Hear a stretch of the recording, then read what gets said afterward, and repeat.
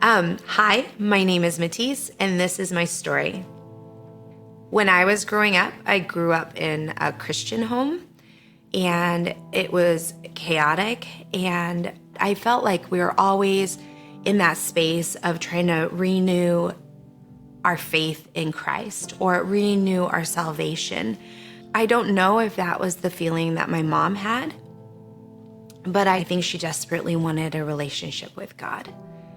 And she wanted us to have a relationship with God. We moved around quite a bit. We moved from state to state, so we didn't have a lot of firm roots.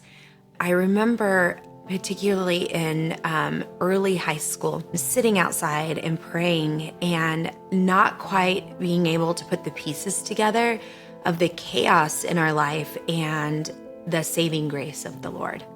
Getting away and being on my own and my family, that is when I felt the distance from the Lord. It came to a crossroads where I was going to do something, and God told me, I saw the sky. Just basically, God told me no, and it was a resounding no. And I said, God, I'm going to do this anyway, because I had directly disobeyed God. There were things going on in my life that took more precedence, like they were bigger than my relationship with God. This would be the time when I started doing drugs, when I drank, and those are the things that were guiding me. So in this time, I gained all my adult freedoms, but I lost my true freedom in addiction, abusive relationships, and my choices. And it brought me to my knees, but not to surrender to God. There were multiple times that He literally saved my life.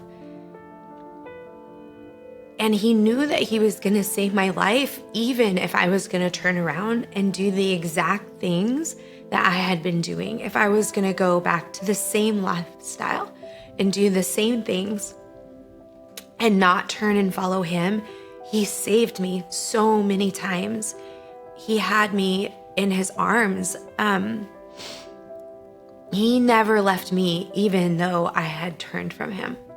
I've been so lucky that I've had friends, lifetime friends, that have loved me. And there was a long time that they didn't know where I was, or they didn't want to know where I was and what I was doing because it was too painful for them. I was lost, and I had this hurt inside that I needed to cover up. I couldn't live with it. And I was in a panic, and all I could think of was to get high. And then I had my son, Michael. And I even thought that I wasn't that much of a person or value until I had him. There became a crossroads again, that there could be a chance I could lose my son. And I couldn't let that happen. And so God, in His grace, moved Michael and I here. And from that day, I'm sober from drugs. I didn't do any more. First when we came here, it was just he and I, and we didn't even have a car.